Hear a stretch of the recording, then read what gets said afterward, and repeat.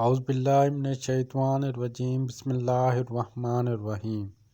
آیت الکرسی کے حیرت انگیز فضائل و خصوصیات۔ نبی کریم صلی اللہ علیہ وآلہ وسلم نے ارشاد فرمایا، جو شخص جس وقت آیت الکرسی پڑھتا ہے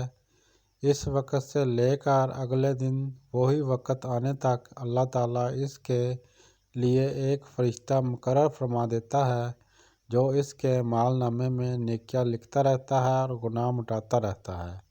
اب اگر کوئی شخص روزانہ ہر فرض نماز کے بعد ایک مرتبہ آیت الکرسی پڑھ لے